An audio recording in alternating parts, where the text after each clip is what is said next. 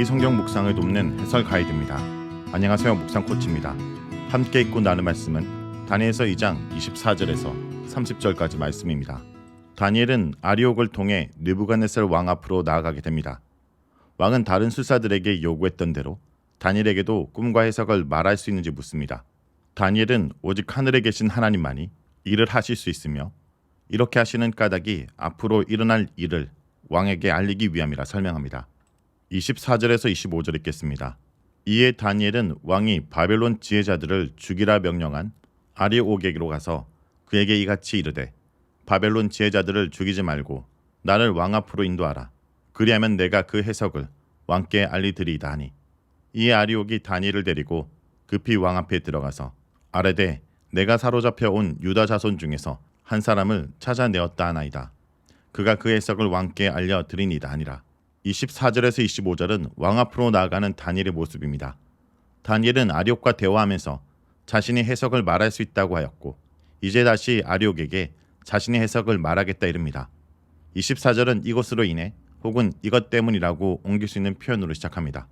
하나님께서 다니엘에게 은밀한 일을 알게 하셨으니 이로 인해 다니엘은 아리옥에게 바벨론 지혜자들을 죽이지 말고 자신을 왕에게 데려다 달라고 부탁하게 된 것입니다.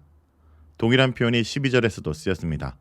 갈대아 수사들이 왕이 꾼 꿈의 내용을 말할 수 없다고 하자 왕은 이것 때문에 화가 나서 모든 바벨론 지혜자들을 죽이라고 명령하게 되었습니다.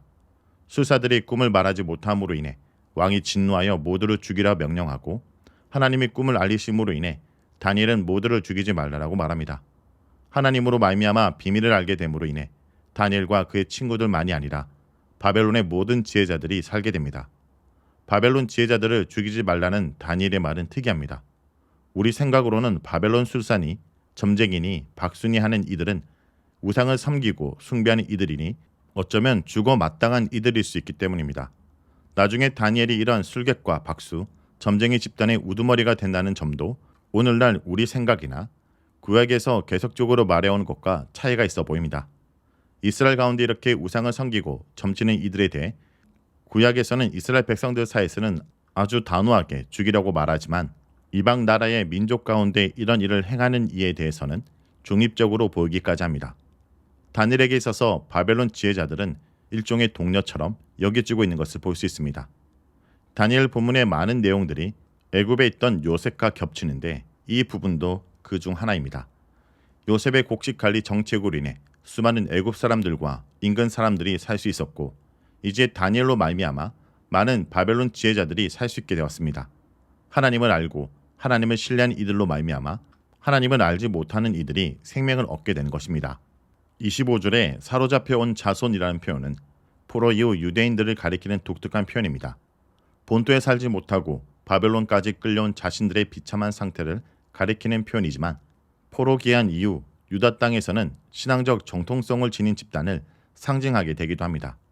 지금의 처지와 형편이 영원하지 않으니 현재 모습으로 인해 낙심하거나 낭망할 필요는 없을 것입니다. 바벨론의 술사들과 박수, 술객들이 왕의 꿈을 말할 수 없었지만 사로잡혀온 유다 자손 중에 있던 다니엘은 왕에게 그 해석을 알려줄 수 있습니다. 이 점에서 갈대 수사들과 사로잡혀온 다니엘은 대조적입니다. 비록 몸은 포로이지만 하나님의 능력과 지혜는 제한될 수 없습니다.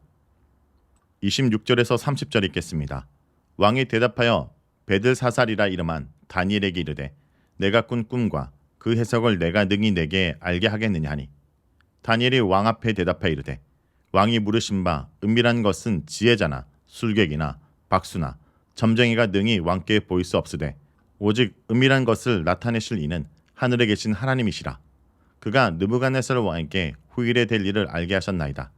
왕의 꿈, 곧 왕이 침실에서 머릿속으로 받은 한 쌍은 이러하니이다. 왕이여, 왕이 침상에서 장래일을 생각하실 때 은밀한 것을 나타내신 이가 장래 일을 왕에게 알게 하셨사오며 내게 이 은밀한 것을 나타내심은 내 지혜가 모든 사람보다 낫기 때문이 아니라 오직 그 해석을 왕에게 알려서 왕이 마음으로 생각하던 것을 왕에게 알려주려 하심이다. 27절에서 28절은 하나님만이 은밀한 일을 나타내실 수 있음을 말합니다. 느부갓네살 왕은 자신 앞에 나온 다니엘에게 이전 갈대 수사들에게 물었던과 동일한 것을 묻습니다. 아리옥에게 다니엘의 말이나 왕에게 한 아리옥의 말이나 모두 해석을 말할 수 있다는 것이지만 왕은 한결같이 꿈과 해석을 알게 할 수 있는지를 묻습니다. 왕이 알고 싶어하는 꿈과 해석에 대해 다니엘은 이제 알게 되었지만 자신이 지식이 어디서 온 것인지 그리고 이러한 지식은 어디서 올 수 있는 것인지를 분명히 말합니다. 다른 사람들에게 들은 꿈의 의미에 대해서 나름대로 이렇게 저렇게 말할 수는 있지만 왕이 꿨던 꿈 자체가 무엇인지 알 수 있는 존재는 없습니다. 오직 하늘에 계신 하나님만이 그것을 알 수 있습니다. 이에 대해서는 이미 갈대 수사들을 통해서 고백되었습니다. 육체를 지니지 않은 신들이 아니라면 그러한 것들을 알 길이 없을 것인데 다니엘은 그러한 은밀한 비밀을 알 수 있는 분이 바로 하늘에 계신 하나님임을 분명히 한 것입니다. 왕은 다니엘이 알려줄 수 있는가를 묻는데 다니엘은 자신의 지혜와 지식이 아님을 분명히 하고 있기도 합니다. 꿈과 비밀을 말할 수 있는 분이 하나님뿐임을 증거하고 있는 다니엘의 모습은 애굽에 있던 요셉의 모습과 겹칩니다. 요셉은 애굽에 팔려온 종이었고 누명을 뒤집어 쓰고 옥에 갇힌 죄수이기도 했다는 점 역시 요셉과 다니엘이 겹치는 부분입니다. 이런 점에서 요셉을 둘러싼 본문과 다니엘을 둘러싼 본문은 꽤 많은 공통점을 지니고 있다 할 수 있습니다. 두 이야기 모두 이방 땅에서 포로 혹은 종으로 살면서 어떻게 하나님을 신뢰하며 살아갈 것인지, 어떻게 하나님을 경외하며 살아갈 것인지를 보여주고 있습니다. 겉으로 보기에는 종이고 사로잡혀온 자에 불과하지만 실제로 그들은 하늘에 계신 하나님, 온 세상을 주관하시고 왕들을 세우고 폐하시는 유일하신 하나님의 종이요 세움받은 이인 것입니다. 결국 요셉도 애굽의 총리가 되고 다니엘 역시 바벨론 등의 총리가 된다는 점 역시 두 본문의 공통점이 있습니다. 이로 인해 하나님께 순종하여 복을 받은 사람의 예로 곧잘 요셉과 다니엘이 언급되고 이렇게 잘 되어 하나님의 영광을 드러낸 사례로 이들이 언급되곤 합니다. 그러나 하나님의 백성의 존귀함은 그들이 놓여있는 화려하고 높은 지에 있는 것이 아니라 어떤 상황, 어떤 처지에 놓였든지 하나님을 신뢰하고 하나님의 사람으로 살아가며 수많은 사람들을 살리는 데 있다고 할 수 있습니다. 그런 점에서 요셉과 다니엘 이야기를 보고 하나님을 신뢰하면 성공하고 출세하고 영향력 있는 위치에 오른다고 말하는 것은 전혀 맞지 않는 해석일 것입니다. 다니엘은 겨우 사로잡혀온 자의 자손에 불과하지만 왕 앞에 섰고 그로 인해 무선 바벨론 지휘자들의 생명을 구할 수 있기 때문입니다. 그러니 영향력 있는 자리 같은 것은 없다 해야 할 것입니다. 다만 영향력이 있는 사람이 있을 뿐입니다. 하나님을 신뢰한 이야말로 영향력 있는 사람이며 그는 종이든 포로든 죄수든 하나님의 크고 놀라운 일을 드러내게 될 것이고 많은 사람의 생명을 건지게 될 것입니다. 성공은 높은 자리를 의미하는 것이 아니고 하나님이 어떤 분인지 드러내고 다른 수많은 이들을 살리는 데 있다 해야 할 것입니다. 28절에서 30절은 하나님께서 장래일을 왕에게 알게 하려고 꿈을 꾸게 하셨다는 내용입니다. 다니엘은 왕이 꾼 꿈의 의미를 일러 하나님께서 왕에게 후일에 될 일을 알게 하신 것이라 하였습니다. 이것은 이제 곧 임하게 될 미래와 장차 모든 세상의 훗날에 임하게 될 일 모두를 포함한다 볼 수 있습니다. 세상의 끝과 같은 미래는 당장 임하게 될 미래와 그리 분리되어 있는 것이 아니기 때문입니다. 하나님께서 왕에게 이것을 알게 하신 것과 왕이 침상에서 장래일을 생각하는 것이 서로 결합되어 있습니다.